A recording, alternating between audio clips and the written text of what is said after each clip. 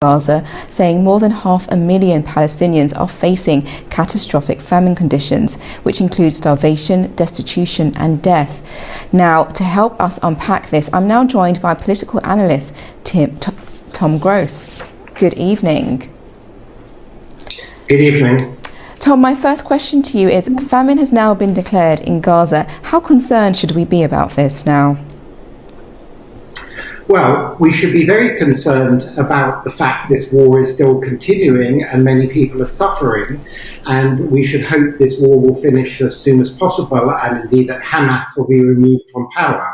But we should also be concerned about something else, which is that the UN is meant to be an accurate and reliable organisation, and it is not. The same man who made these famine accusations at a press conference a couple of hours ago, he's called Tom Fletcher, the Under-Secretary for Humanitarian Affairs, just 3 months ago on May 20th, he told the BBC that 10,000 babies in Gaza would die within 48 hours. It was a completely fabricated claim. It's one of many such claims. He walked it back 10 days later on May 30th this year. So you'd be forgiven for taking with a pinch of salt his highly exaggerated and inaccurate claims, and indeed Israel says they're fabricated.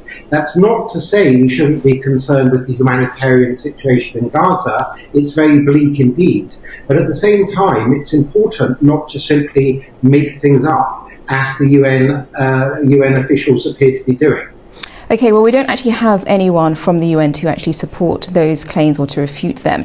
But what I was going to say in all of this is that Israel's foreign ministry has rejected this particular report, most probably based on what you've just advised. But despite the IPC saying more than 500,000 people are on the strip facing starvation, why do you think that is? Because humanitarian aid, it has been quite hard to get that to the Palestinian people. Well, there was a period from about March until May when less food was going in because Israel was trying to stop Hamas using the food supplies to sell and booster their money that they use to pay salaries to gunmen and procure more arms and so on. But in the last 2 or 3 months, masses of food have gone in. So, and this is confirmed for sure. So it's very suspicious that the UN should today suddenly declare that there's going to be an imminent famine, especially in Gaza City. I suspect it is an attempt to pressure Israel not to invade or go into Gaza City, as they said they will do in the coming days.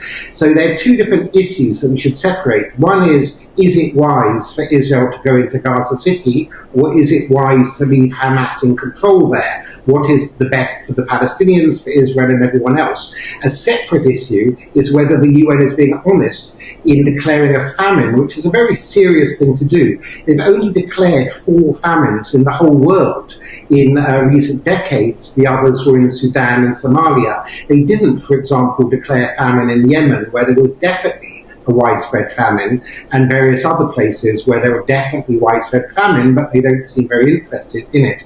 So it seems a political decision, not a humanitarian decision, by the UN humanitarian chief, because he's trying to pressure Israel to call off its Gaza invasion. Now, as you said in your earlier question, there's huge division here in Israel on whether it's the right thing to do, not just morally, but also tactically, whether this will help Israel win the war and get Hamas out of power and get the Israeli hostages back. And there are divided opinions on this, and there are good arguments for and against. Yes, and with that information about whether or not humanitarian aid has been stifled or taken by Hamas, that actually hasn't been founded yet. But what I was going to bring up is that the UN chief, Antonio Guterres, is calling for unrestricted humanitarian access to Gaza, because he's saying that there's a failing of humanity in itself. What do you make of this? Do you feel that not enough humanitarian aid is getting through to those who need it? No, there are 2 different points. Israel says there's masses of humanitarian aid, but Hamas is taking it and holding it back. And just as it's used some of its own civilians as so-called human shields, in other words, life is cheap for the overall jihadi cause. Remember, Hamas is is the Palestinian branch of the Muslim Brotherhood, a self-declared jihadi organization, and they're literally saying that people who die are martyrs and they should be happy to be martyrs because it's for the greater cause of establishing an Islamic State in Gaza. So the one issue is whether there's enough aid going in. Separately with the UN, sorry to be cynical, but the UN is also an organization with a lot of money and a lot of jobs. And the UN have worked hand in hand these past 20 years of Hamas rule in Gaza to basically also, supply themselves with lots of nice fat cat salaries, and they stay in very fancy hotels. This before the war in Gaza City, and they drive around in nice cars and so on. What they don't want to do is allow this aid to be distributed through the Gaza Humanitarian Foundation, which will give the aid directly to Palestinian civilians rather than through the UN. And the UN, it's a big money-making operation. I know this sounds a bit cynical, and we'd all like to believe the UN is only a force for good. But unfortunately, when one looks at the UN, not just in the Middle East, but at various conflicts in Africa and so on, it's rife with corruption like many other international bodies. And I don't say this lightly. I realize it's a very serious accusation to make, and it's based on years of observation, experience, and so on. I don't make such a serious accusation lightly. Yes, and Mr. Gross, just on that, obviously we don't have anyone from the UN to kind of push back on that, and obviously to find whether or not your claims are correct. So I understand that, but we're just going to slightly move on. My other question to you was, what does this now mean for Israel's position on the global stage with everyone watching what they're doing? How does Israel look to others? Well, Israel suffered reputational damage, particularly in Europe, other democracies like Australia and Canada, less so in the Arab, actually a conference last week with people from throughout the Arab world, and they were saying that they think the Gaza situation gets too much attention, and they were looking at conflicts that have many more fatalities, like in Sudan, which is a part of the Arab-speaking country, in Yemen and elsewhere. But certainly in Europe, we see all these pro-Palestinian marches, we see calls for boycotts. One particular shocking incident in Italy 2 days ago, two doctors in a hospital near Arezzo, filmed themselves destroying two medicines made by Teva, which is an Israeli drug company. It's one of the world's biggest pharmaceutical companies. In other words, they would rather destroy life-saving medicines to make a political point than treat their patients in Italy. I should point out the Italian government and other authorities in Italy are furious, and they may prosecute these doctors criminally. But my question is, the fact that doctors thought it was a good idea to film themselves and put it on social media, destroying medicines they were meant to use to treat their own patients in Italy, just to make a political point against the state of Israel, shows just how much anger, hatred, prejudice, whatever you want to call it, against Israel there is. Now, of course, Israel is fighting a war, and Palestinian civilians have died in this war, and there's understandable anxiety and anguish about the situation in Gaza.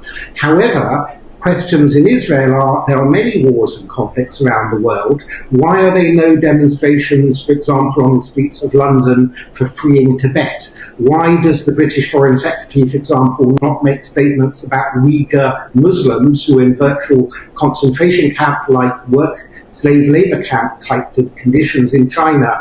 And, there are about 130 other conflicts, or there are other peoples, or what there are states all around the world. Why does this particular conflict get so much attention? So Mr. Gross, people would say, yes, sorry, please. Yes, sorry, I want to make sure you get your point across. We don't have that much time left. I just wanted to bring this last question to your attention. Sorry about that. My question is, how hopeful are you that this will, finally come to an end, that there is an end in sight for both Israelis and Palestinians?